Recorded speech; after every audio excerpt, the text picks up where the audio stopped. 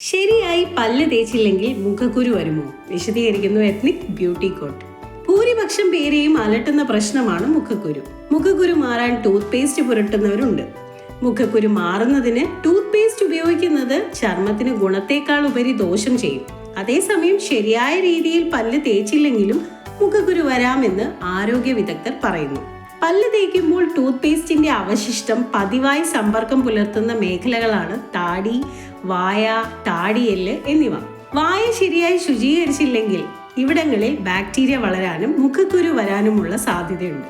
അതുപോലെ മുഖം കഴുകിയ ശേഷം പല്ല് തേക്കുന്നവരാണ് നിങ്ങളെങ്കിൽ വായിൽ നിന്നുള്ള ബാക്ടീരിയകൾ വൃത്തിയാക്കിയ ചർമ്മത്തിലേക്ക് എളുപ്പത്തിൽ പകരാം. ഇത് മുഖക്കുരുവിനും കാരണമാകും. ചർമ്മത്തിൽ പറ്റിപ്പിടിക്കുന്ന ടൂത്ത് പേസ്റ്റിന്റെ അവശിഷ്ടങ്ങൾ വരൾച്ചയ്ക്കും കാരണമാകാറുണ്ട്. ടൂത്ത് പേസ്റ്റ് ചർമ്മത്തിന് ഒട്ടും സുരക്ഷിതമല്ല. ഇത് പല്ലുകൾക്ക് വേണ്ടിയാണ് രൂപപ്പെടുത്തിയിരിക്കുന്നത്.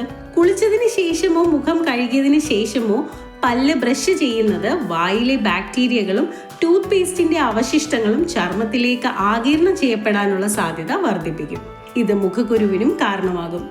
അതിനാൽ കുളിക്കുന്നതിന് മുൻപ് ബ്രഷ് ചെയ്യുന്നതാണ് എപ്പോഴും നല്ലത്. ഹോർമോൺ മാറ്റങ്ങൾ, മാനസിക സമ്മർദ്ദം, ചർമ്മത്തിലെ ബാക്ടീരിയ വളർച്ച, അനാരോഗ്യകരമായ ഭക്ഷണക്രമം, വിയർപ്പ് അടിഞ്ഞുകൂടുന്നത്, ചിലതരം മരുന്നുകളുടെ ഉപയോഗം എന്നിവയും മുഖക്കുരു ഉണ്ടാകാനുള്ള സാധ്യത വർദ്ധിപ്പിക്കാം. തുടർച്ചയായി മുഖക്കുരു കൊണ്ട് ബുദ്ധിമുട്ടുന്നവർ മുഖം കഴുകുന്നതിന് മുൻപ് പല്ല് തേക്കുന്നത് ഉൾപ്പെടെ ചർമ്മ സംരക്ഷണ ദിനചര്യ ക്രമീകരിക്കുന്നത് ഫലപ്രദമായ റിസൾട്ട് ഉണ്ടാക്കും. ഈ വിലപ്പെട്ട അറിവുകൾ പൊതുസമൂഹത്തിനായി ഷെയർ ചെയ്യൂ. Ethnic beauty coat.